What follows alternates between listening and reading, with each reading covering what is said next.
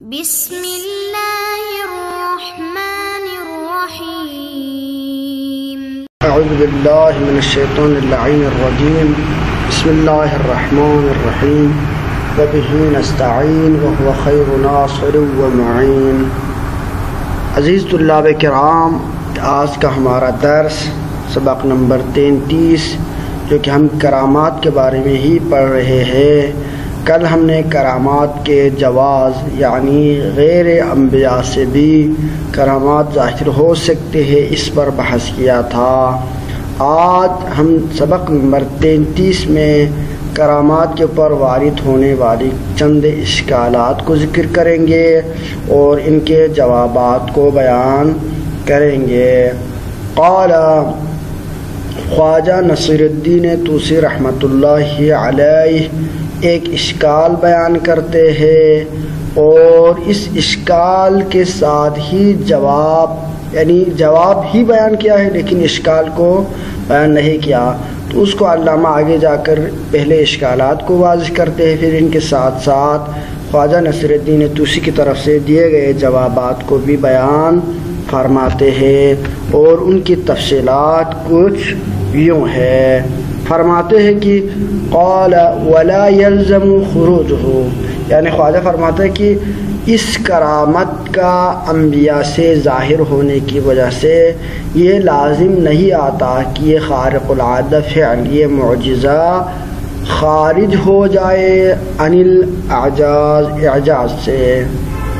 پہلا ولا تنفیر، دوسرا نہ یہ معجزہ غیر نبی سے ظاہر ہونے کی وجہ سے عام صالحین پر بھی اس کا اظہار ہونے کی وجہ سے نہ تنفیر کا سبب بنے گا، ولا عدم التمیز، تیسرا اشکال ہے کہ نہ اس معجزے کے عام لوگوں سے ظاہر ہونے کی وجہ سے، عام صالح بندوں سے معجزہ کے ظہور کی وجہ سے انبیاء اور غیر انبیاء عام صالحین کے درمیان فرق کرنا نہ مشکل ہو جائے گا، ولا ابطال دلالتہ، نہ اس کے دلالت باطل ہوگی، ولا العمومیہ، نہ عمومیت باطل ہوگی۔ تو لہذا یہ مجموعی طور پر تقریباً 5 اشکالات بیان کیے ہیں خواجہ نصیر الدین طوسی نے۔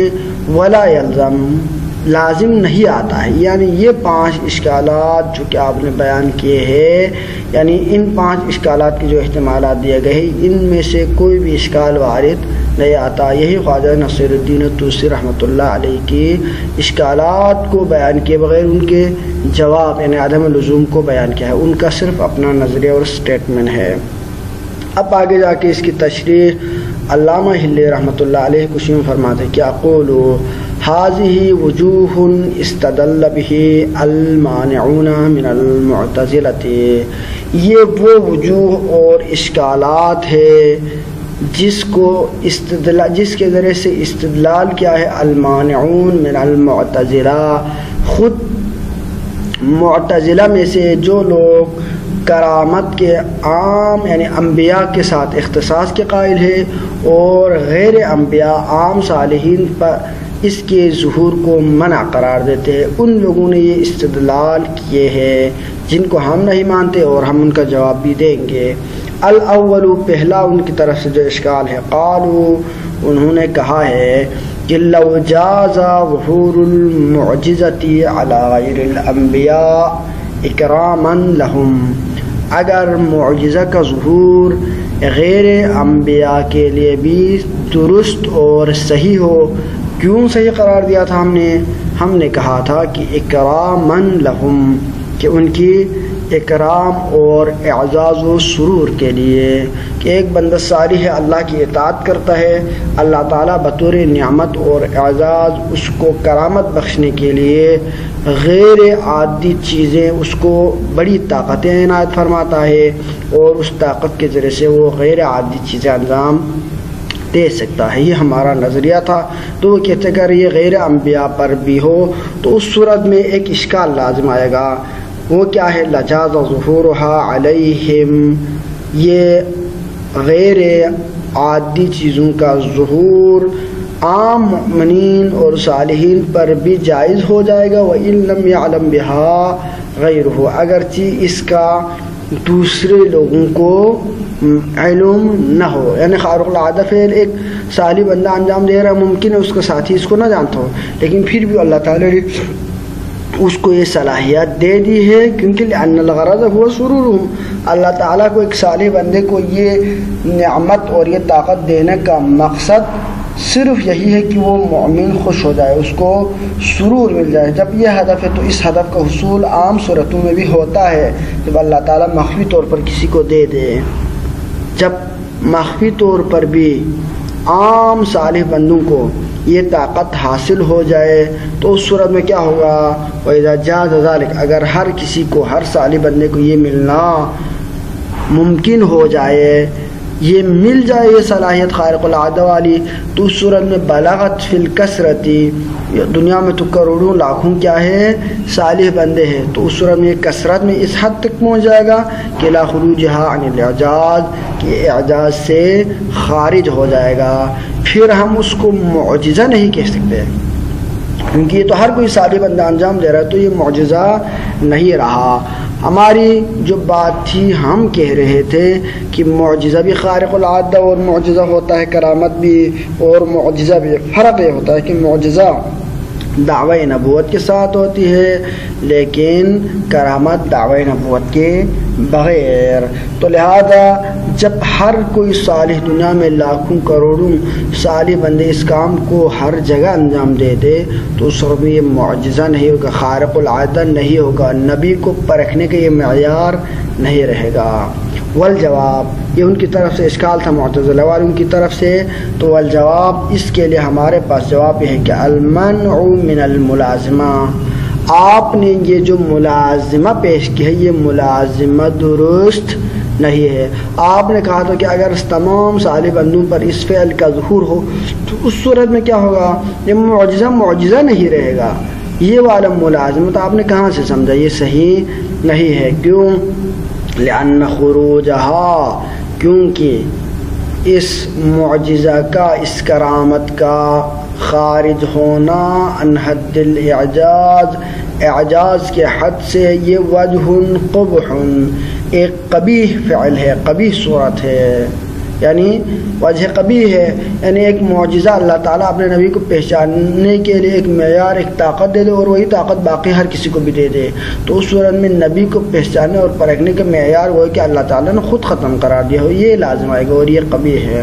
وَنَحْنُ عَنَّمَا نُجَوِّزُ، لیکن ہم جو کہتے ہیں کہ معجزہ صالحین پر بھی ظاہر ہوتا ہے، تو اس سے مراد ہماری یہ ہے کہ ظہور المعجزتی، معجزہ کا ظاہر ہونا ہے، اذا خلا عن جہات القبح، جب یہ جہات قبح سے کیا ہو؟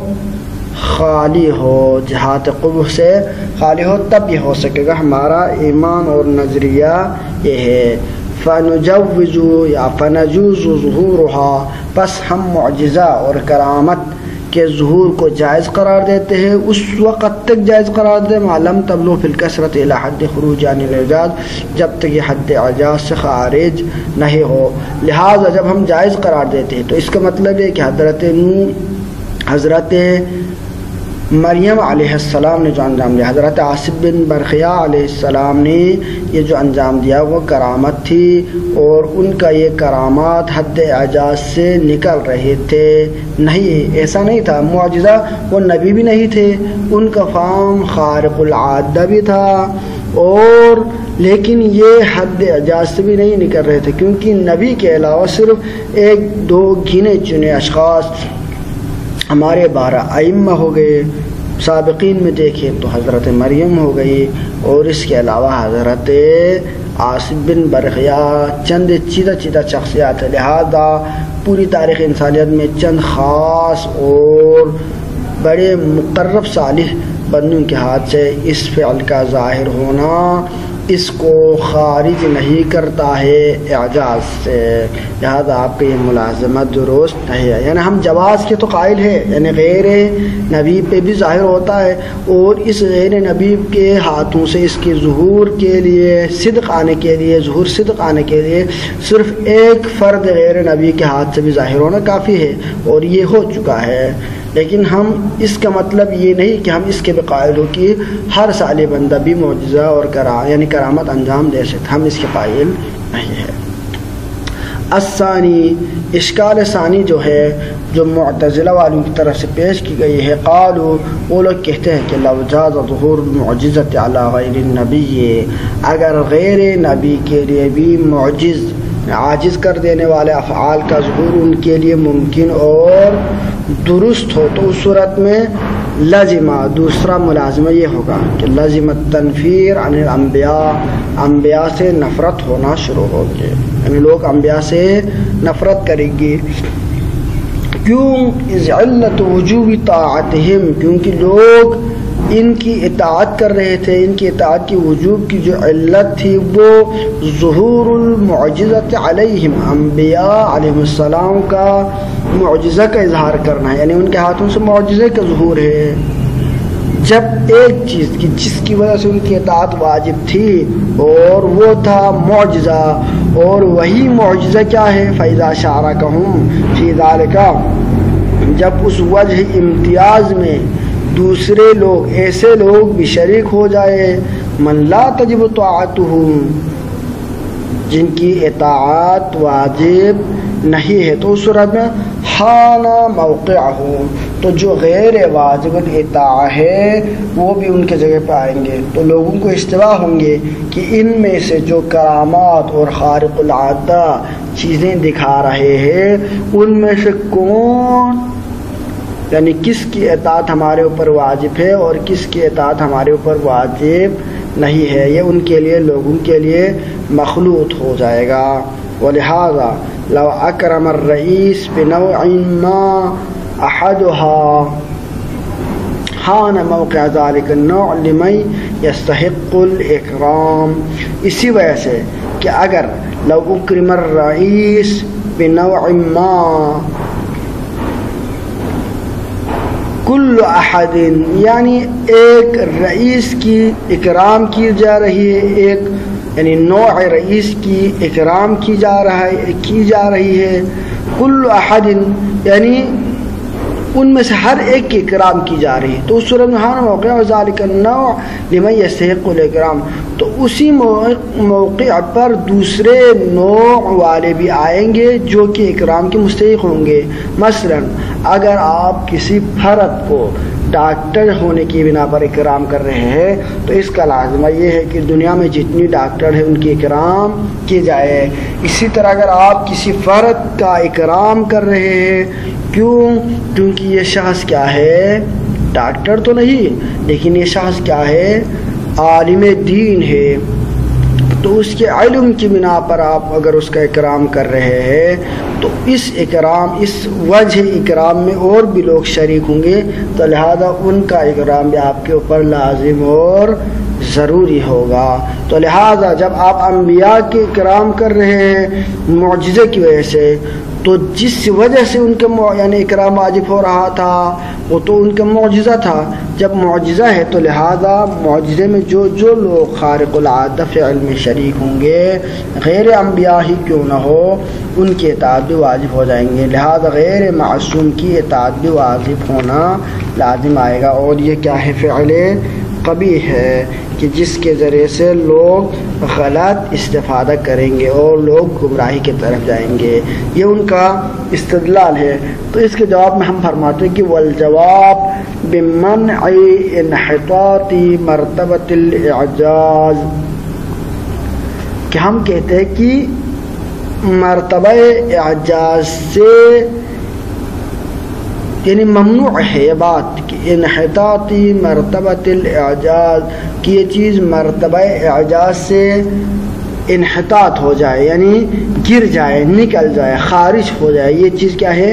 ممنوع ہے۔ وہ کیسے؟ وہ اس طرح سے کہ ہم نے جو کہا تھا کہ آگے خود وضاحت فرما رہے ہیں کہ کمال و ظہر علی نبی آخر، کہ اگر ایک معجزہ ہے وہ دوسرے نبی کے ہاتھ سے ظاہر ہو جائے تو لو لم یظہر الا علی نبی واحد، اگر یہ معجزہ صرف ایک ہی نبی کے ہاتھ سے ظاہر ہوتا تو لکان موقع اعظم، تو اس کا مرتبہ ہم کہیں کہ بلند ہے اور اسی کی وجہ سے اس کی یعنی اطاعت واجب ہوں گے. لیکن فکما لا تلزم الاحانہ، لیکن وہاں پر احانات لازم نہیں آتی ہے. مع ظہورہ علی جماعت من الانبیاء، کہ ایک نبی کے ہاتھ سے معجزہ ظاہر نہیں ہو رہا بلکہ بہت سارے انبیاء کے ہاتھ سے. ممکن ہے ایک زمانے میں سینکڑوں نبیاء ہوں. بنی اسرائیل کے دور میں ایک دور میں ایک زمانے میں 300 انبیاء تھے، تو لہذا اتنی زیادہ انبیاء کے ہاتھوں ہر ایک کے ہاتھوں سے معجزہ ظاہر ہوا. تو یہاں پر جب اتنے سارے انبیاء کے ہاتھوں سے معجزہ ظاہر ہو رہا اور وہاں پر ایک نبی کے ہاتھ سے ظاہر معجزے کا ظہور دوسرے نبی کی احانت کا سبب نہیں بن رہا، اسی طرح لا تلزم الاحانۃ مع ظہور علی الصالحین، اگر نبی کے ساتھ صالح بندوں میں سے چند ایک کے ہاتھوں سے اگر خارق العادہ فعل کا ظاہر ہو جائے تو اس صورت میں یہ نبی کا احانت بھی نہیں بنے گا. لہذا یہ جو آپ نے ملازمہ قائم کیا کہ نبی کے ساتھ صالح بندوں کے ہاتھ سے اس کا ظہور ہونا نبی کی احانت کا سبب بنے گا اور ان سے نفرت کا سبب بنے گا، یہ ملازمہ آپ کی اپنی ذہنی اختراع ہے، اس کا خارج میں کوئی وجود نہیں ہے. لہذا یہ دعویٰ بلا دلیل ہے. بس آپ کا یہ چیز لازم نہیں آیا، جب اشکال وارد ہی نہیں ہوا تو ہمارا اپنا موقف اپنے جگہ پر باقی رہے گا کہ معجزہ کا ظہور عام صالحین پر بھی درست ہے. وصلی اللہ علیہ سیدنا محمد وآلہ الطیبین الطاہرین.